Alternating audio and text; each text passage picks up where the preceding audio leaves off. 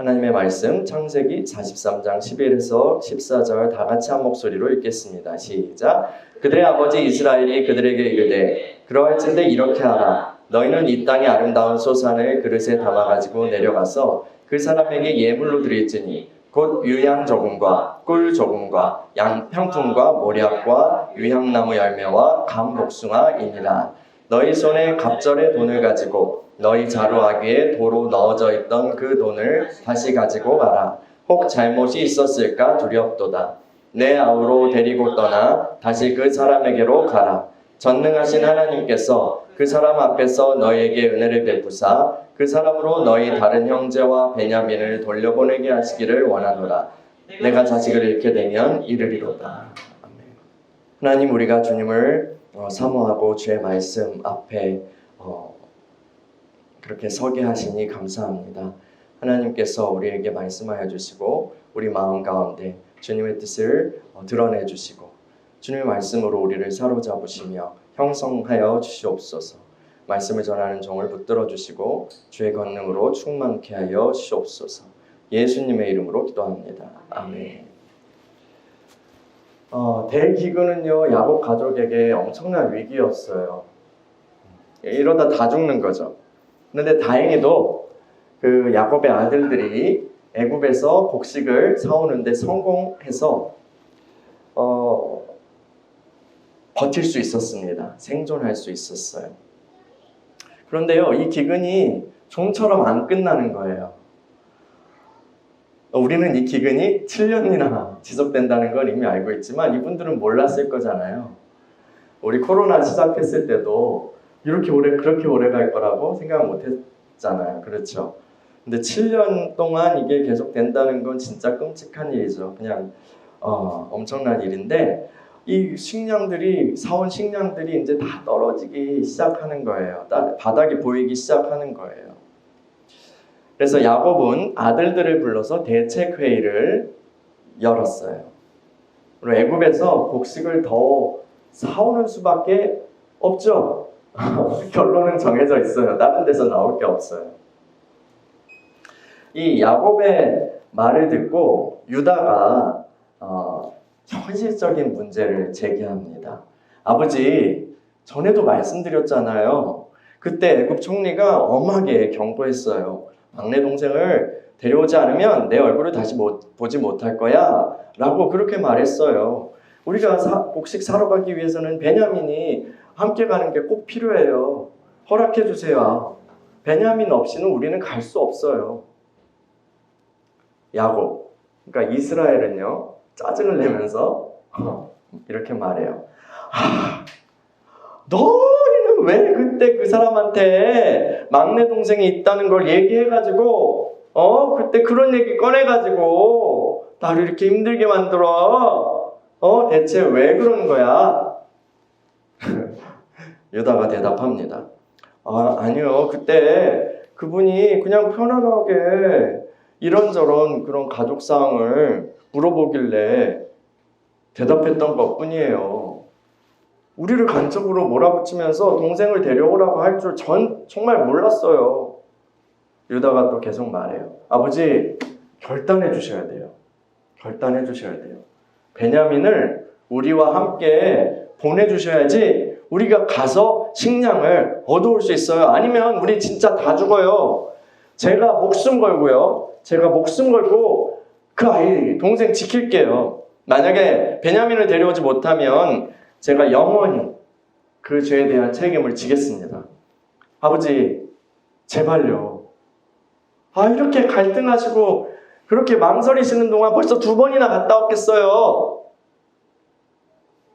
결국 야곱은 베냐민을 애굽으로 함께 보내는 것을 허락합니다. 그럴 수밖에 없죠.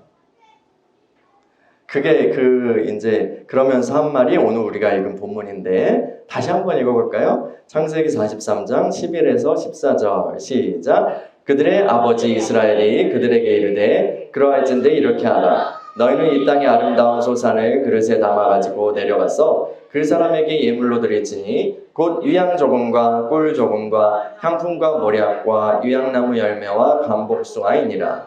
너희 손에 갑절의 돈을 가지고 너희 자루아기에 도로 넣어져 있던 그 돈을 다시 가지고 가라. 혹 잘못이 있었을까 두렵도다. 내 아우로 데리고 떠나 다시 그 사람에게로 가라.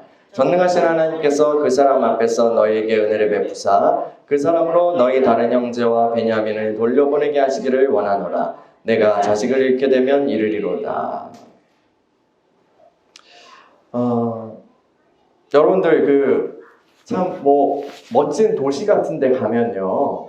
혹은 우리가 꼭 가보지 않더라도 뉴욕 그림 이런 거 보잖아요. 영상. 근데 또 이 50년대 뉴욕 그 이미지 보신 적 있으세요? 그때도 엄청나요. 빌딩들이 우리는 50년대 우리 50년대 태어나셨죠? 50년대 그런 거 하나도 없었지만 그냥 쫙 아무것도 없었지만 그때 이제 미국은 그런 어마어마한 도시를 세웠잖아요. 그러니까 사람들이 거기 한번 갔다 오면 대단한 나라구나 이렇게 생각을 하게 될 수밖에 없었던 거죠. 지금 간다면 더 어마어마하죠. 더 어마어마하죠. 두바이나 아니면 상하이나 이런 도시도요. 가보면요 어마어마해요. 우리 서울도요 대단한 도시죠 사실은요. 도시뿐만 아니라 막 여러 가지 이제 과학기술의 그런 것들을 보잖아요. 그러면 인류가 진짜 대단하다. 그런 인류의 문명을 세우는 능력이 진짜 대단하구나 이런 생각을 하게 돼요. 그런데 사람이 아무리 날고기여도요 한계가 있어요. 한계가요.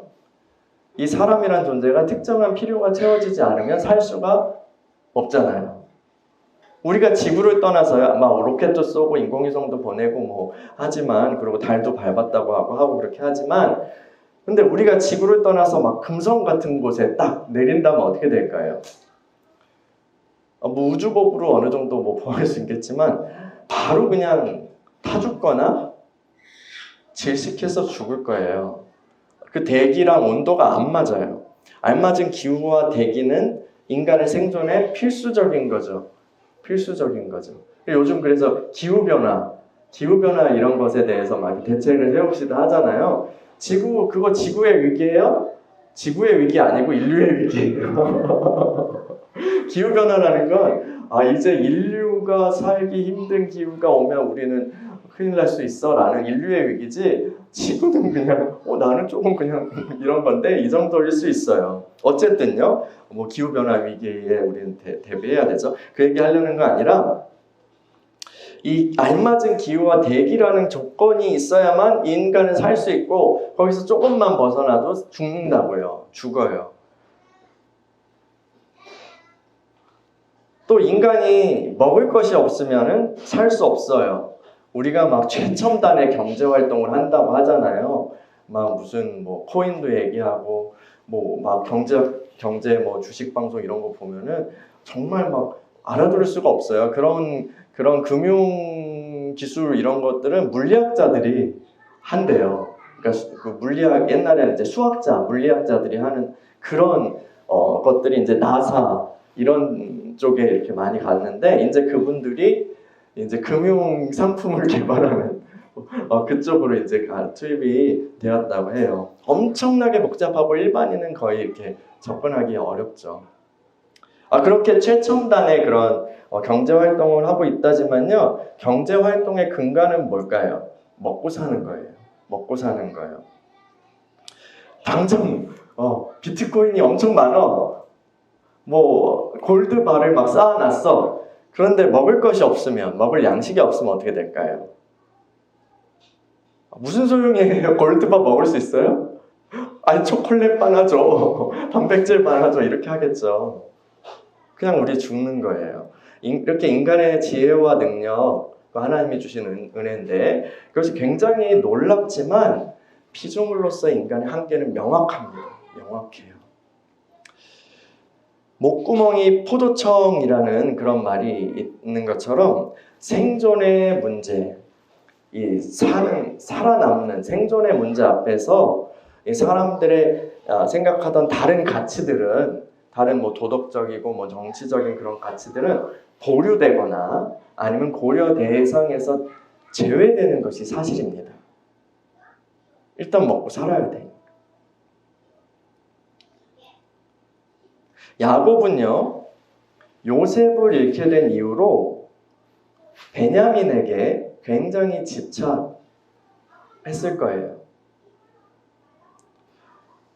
편애하는 버릇을 고쳤을까요? 안 고쳤을까요? 고치지는 못했을 것 같아요. 그 편애하는 버릇도 못 고쳤을 거고, 이 베냐민 아이가 마지막 남은 라헬의 아이잖아요. 그 아이가 잘못될까봐 막 두려워하는 마음, 행여나 어떻게 막 조금이라도 다칠까봐 두려워하는 마음이 야곱을 사로잡고 있었을 것입니다.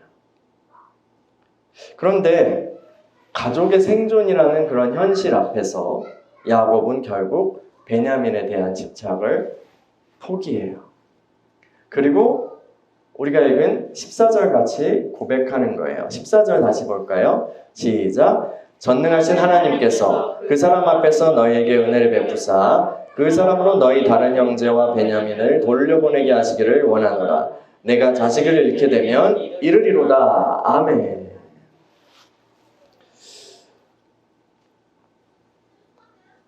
이 고백은요, 이전에 야곱이 라반을 떠나서 에서를 만나기 전에 그렇게 있었던 그 위기 상황을 떠올리게 합니다.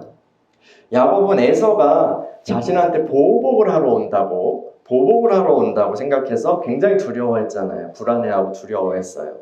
그리고 어떻게 하면 살아남을 수 있을지 막 머리를 굴렸어요. 그래서 자신의 재산을 딱 두 대로 나눠서 이거 치는 동안 이거는 도망칠 수 있겠지 뭐 이런 생각도 하고, 그리고 시간차로 계속해서 선물을 보내는 작전도 씁니다. 보물과 가족들을 이제 먼저 다 보내고 야곱은요 하나님과 씨름을 벌여요. 그래서 결국 하나님이 나를 축복하지 않으시면 나는 살 수 없습니다. 나의 성패는, 나의 삶의 성공과 실패는, 나의 삶의 삶과 죽음은 다 하나님이 나를 축복하시는 그 일에 달려 있습니다. 이런 고백을 하고요. 이스라엘이라는 새 이름을 받게 되죠. 기억나시죠? 자신의 인생이 오직 하나님의 복주심에 달렸다는 것을 인정한 후에도요. 그런데 야곱을 향한 하나님의 연단은 끝나지 않아요. 하나님은 야곱이 생명같이 여기고 있는 것들을, 붙잡고 있는 것들을 남김없이 내려놓기를 원하셨어요. 요셉에게 집착했을 때 하나님은 요셉을 치우셨어요. 그리고 이제는 베냐민을 잡고 있는 손을 놓게 만드십니다. 여러분, 우리가요 집착하는 것들이 있어요.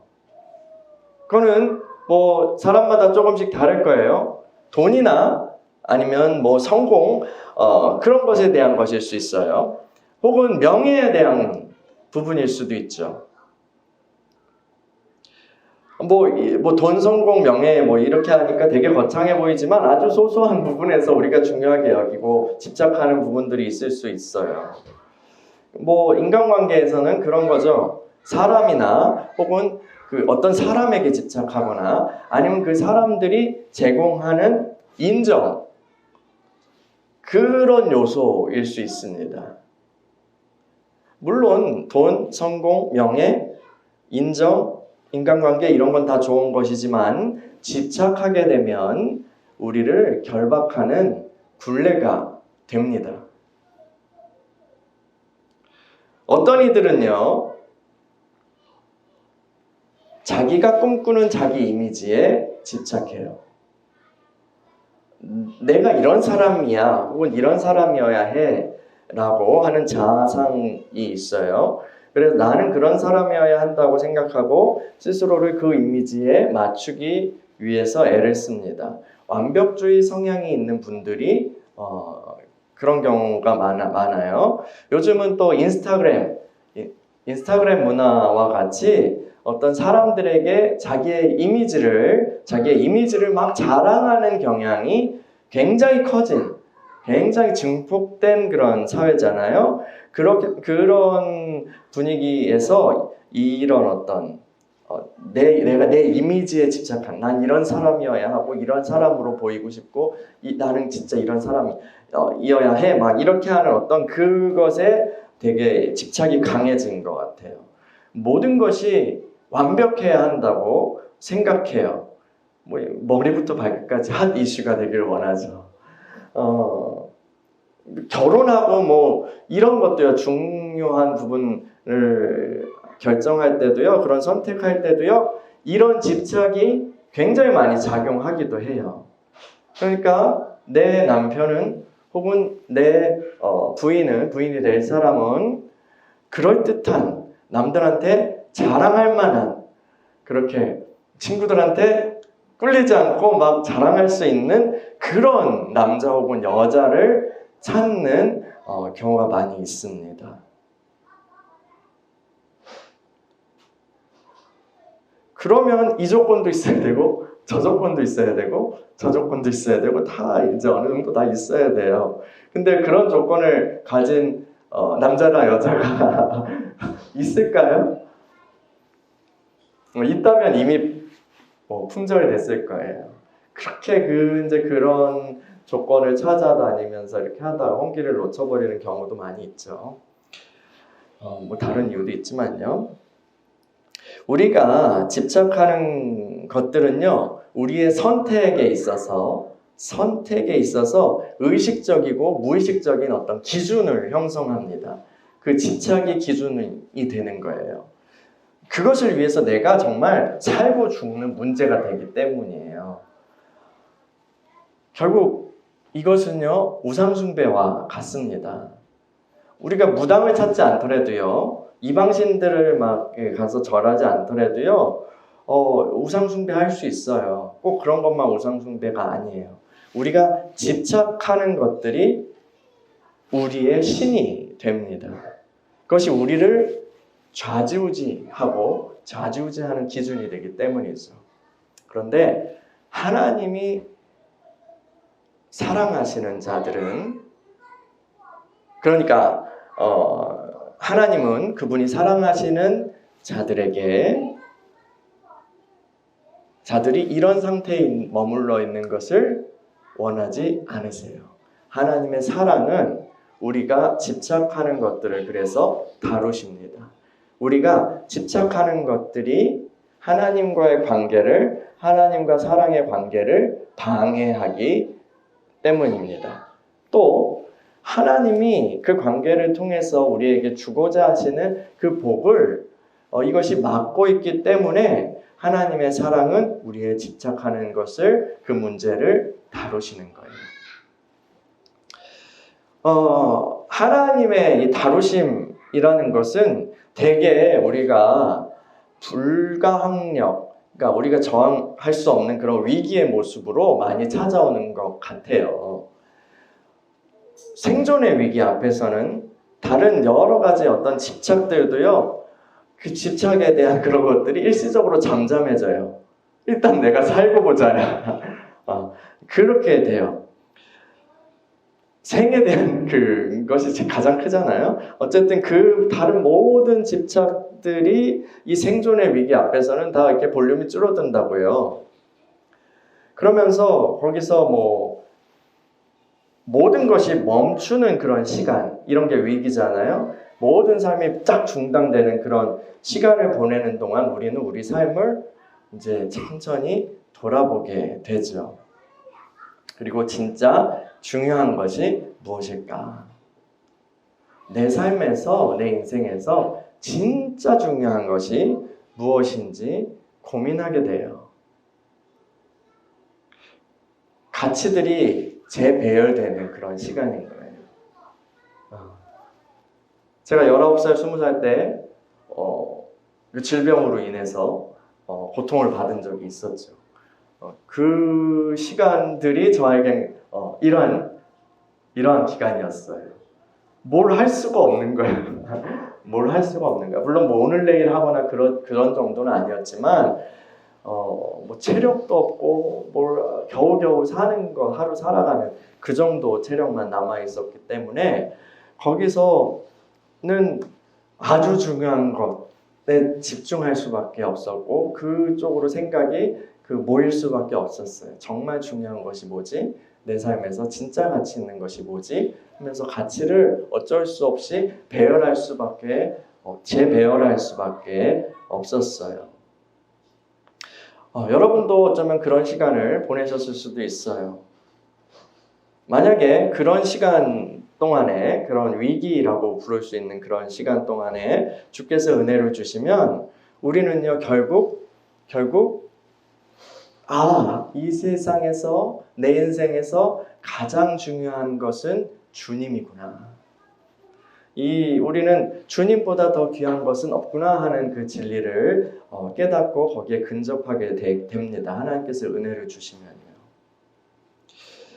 또 하나님을 사랑하는 것만이 나의 삶의 중심이어야 한다라는 것을 알게 되죠. 하나님께 영광 돌리는 삶을 또 그러니까 예배하는 삶을 추구하게 됩니다. 이것은 집착하는 삶에서 예배하는 삶으로의 대전환이 이루어지는 것이죠. 예배하는 삶이라고 얘기하니까요, 여러분 오해하지 않으셨으면 좋겠어요. 막 이 세상에 다른 것은 다 부질없고 맨날 교회당에서 찬양하고 예배드리고 기도만 하는 그런 삶을 말하는 것이 아닙니다. 물론 그 시간에 하나님 은혜를 주시면 일시적으로 깊은 기도, 깊은 경배에 집중적인 그런 경배의 시간으로 들어갈 수 있습니다. 그런데 그 집중된 경배의 시간은 번데기 속에 들어가는 것 같아요. 어떤 앞으로의 새로운 새로운 삶을 살아내기 위한 변화의 시간이죠. 예배하는 삶이라는 것은요, 일상의 모든 삶의 영역에서 내적인 구조가 완전히 달라지는 거예요. 내 행동의 선택의 동기가 달라지고 선택의 기준이 달라지는 거예요. 이전에는요, 내가 집착하는 것들을, 내가 붙잡고 있는 것들을 그 기준으로 놓고, 그리고 그걸 기준으로 해서 모든 거를 삶을 꾸려가고 모든 선택을 해요.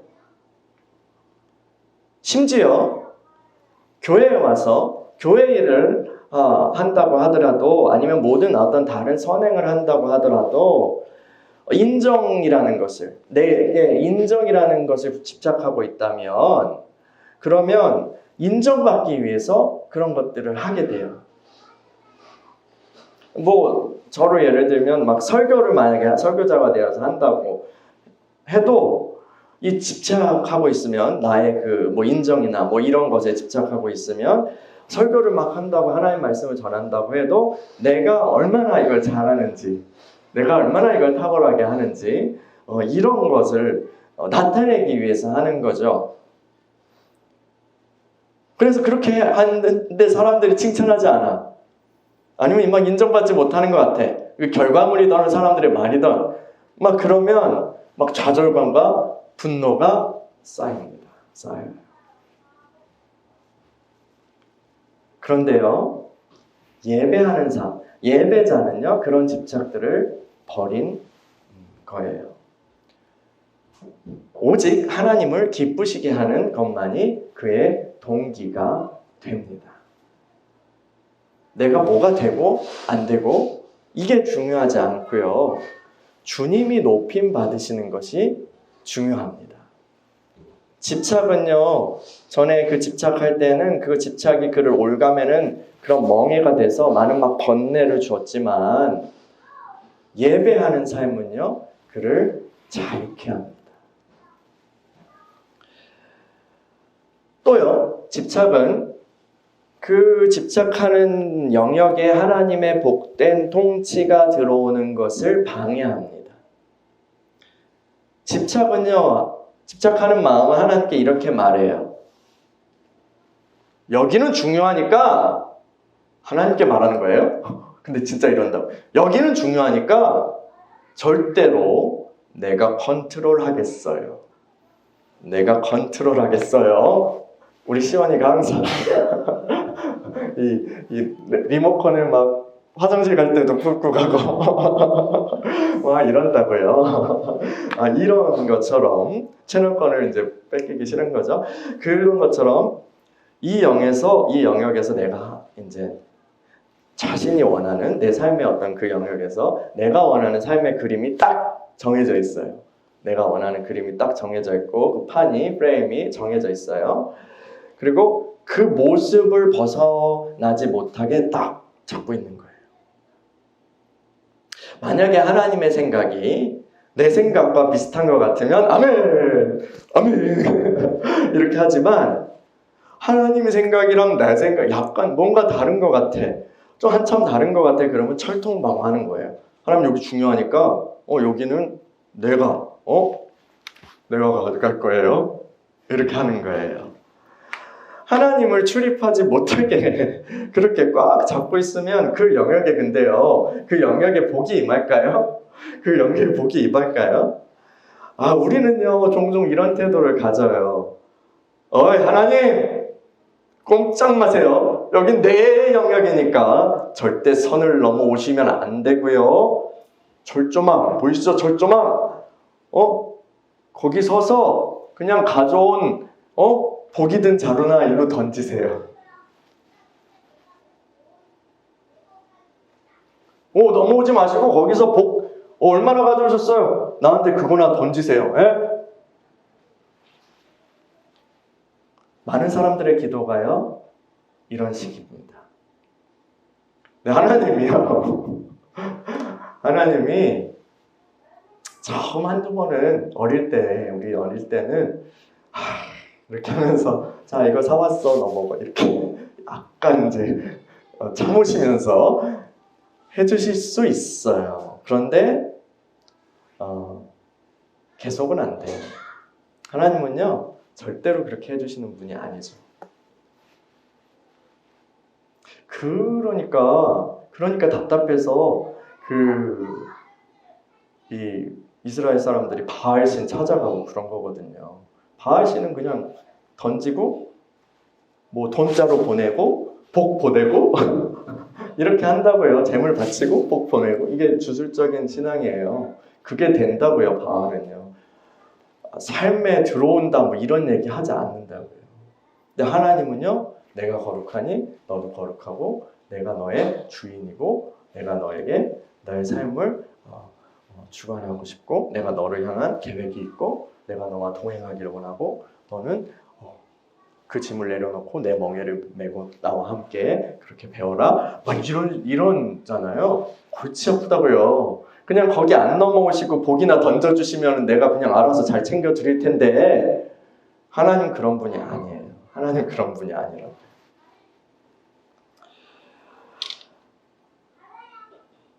하나님께 우리가 내어드리지 않으면 하나님이 다스리실 수 없어요. 그리고 하나님의 통치가 없으면 하나님의 복도 없어요. 하나님의 복은 하나님의 통치로부터 오는 거거든요. 운이 좋으면요. 요령껏 그냥 내가 통제하면서 잘 살 수 있을 것 같아요. 그 영역을 그냥 내 마음대로 막 꾸미면서 살 수 있을 것 같아요. 그냥 적절히 이렇게 보호하면서 거리를 두고 그렇게 살 수 있을 것 같아요. 근데 여러분 영적인 세계에서요 중립지대가 있을까요 없을까요? 영적인 세계에서 중립지대라는 것은 유지되지 않아요. 진공 상태라는 것은 유지되지 않아요. 무슨 얘기냐면 하나님의 통치가 부재하면 하나님의 통치가 없는 곳은 거긴 내가 그냥 마음대로 할 수 있는 영역이 되는 게 아니라 결국 다른 영적 존재들, 마귀와 귀신들이 접수하게 되는 것입니다. 내 이상은 어때요? 내 이상은 내 마음대로 그렇게 할 수 있는 자유로운 나만의 꿈동산 이렇게 생각했는데 그래서 철조망 친 건데 현실은 깡패들이 깽판치는 그런 소굴이 되는 거예요.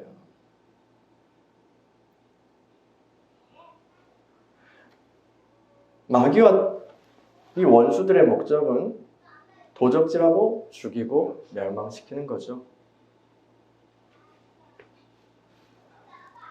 하나님은 우리가 굳게 걸어 잠근 그 영역에 문을 두드리시는 것입니다.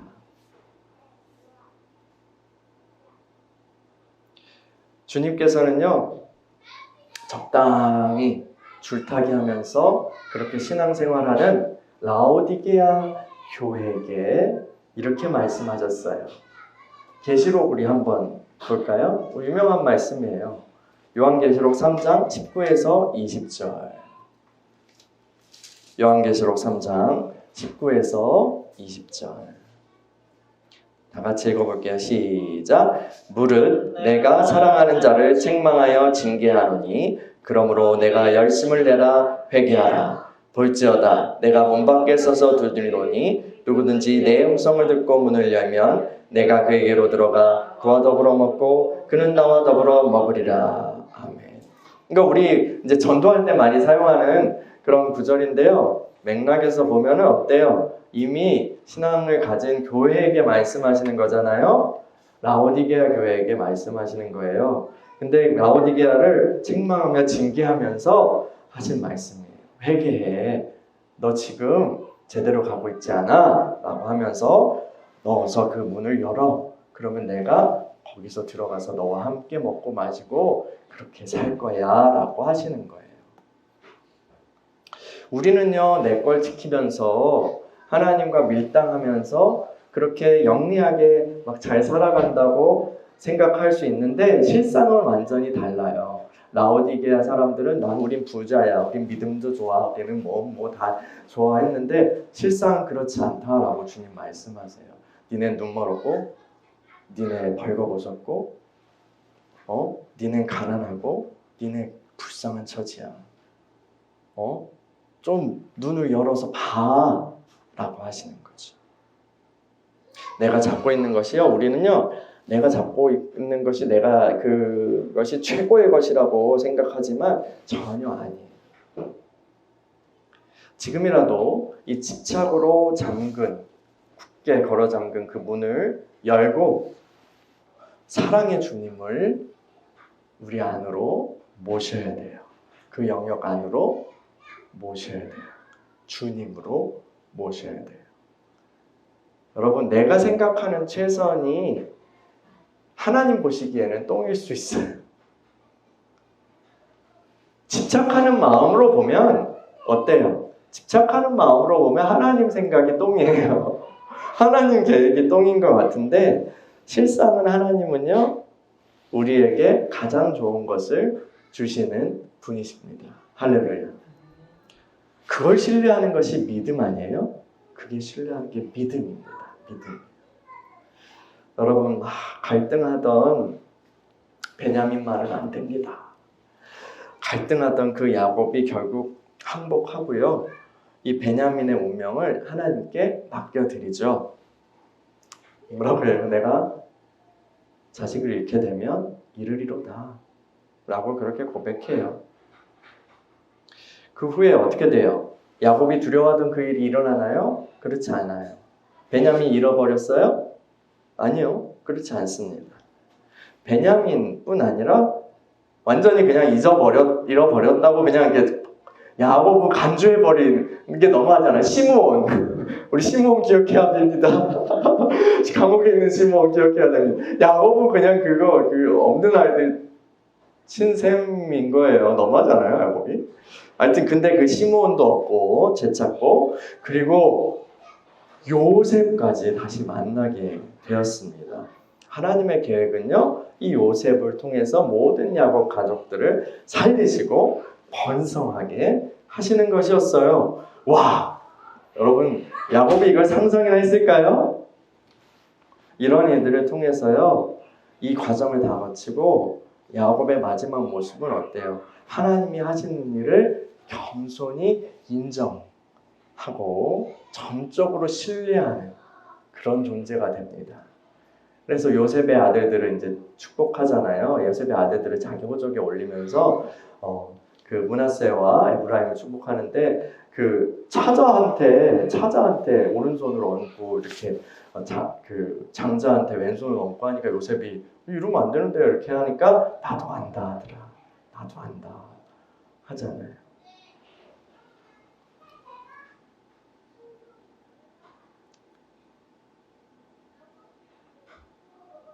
하나님의 생각을 전적으로, 하나님 하시는 일을 전적으로 인정하는 존재가 된 거예요. 그리고 야곱이 바로 앞에 섰을 때요. 바로 앞에 섰을 때 제가 우리 조상들의 그 연수만큼은 안 되지만 험악한 인생을, 험악한 세월을 살았어요. 라고 그렇게 얘기합니다. 정말 험악한 세월이죠. 하나님이 집착하는 자를 예배하는 자로 만드시는 그 과정. 야곱에게 솔직히 힘든 과정이었어요. 그런데요, 그렇게 얘기하고 야곱이 어떻게 하고 나오죠? 바로를 축복하고 나와요. 그리고 창세기의 마지막에서는 이제 그 아들들에게 야곱이 축복을 다 하죠. 그 복을 하나님 하시는 계획의 통로, 하나님이 하시는 그것을 겸손히 인정하고 그 축복을 흘려보내는 그런 존재, 담아서 전달하는 그런 존재로 야곱을 빚으신 거예요. 집착하는 자는 그걸 할 수 없었어요. 오직 예배하는 자가 그 일을 감당할 수 있었어요. 여러분, 우리 하나님 믿읍시다. 하나님 믿으십시다. 주님은 페이스풀가, 미쁘신 하나님, 신실하신 하나님이십니다. 하나님께 나아갈 때는 우리는 하나님을 믿어야 합니다. 집착의 영역은요, 불신의 영역이에요. 불신의 영역이에요. 여러분들 안에 오늘도 막 정말 절실한 간절한 기도 제목이 있으실 줄 믿어요. 근데요, 집착으로 기도해서는 안 돼요. 믿음으로 기도하고요, 감사함으로 기도합시다. 내가 꽉 붙잡고 반드시 이것을, 아니 이거 왜 안 되는 거야? 이거 왜 안 되는 거야? 이렇게 기도해서는 안 됩니다.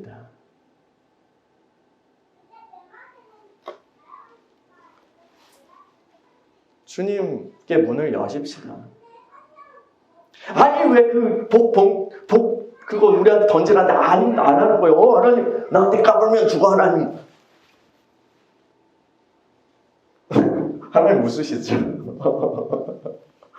다시 올게. 여러분, 문을 여십시오. 통제권을 우리가 주님이라고 부르는 그분께 넘겨드리십시다. 그리고 우리의 전 영역이 주님을 예배하는 그런 거룩한 성소가 되게 하십시다. 할렐루야. 함께 기도하겠습니다.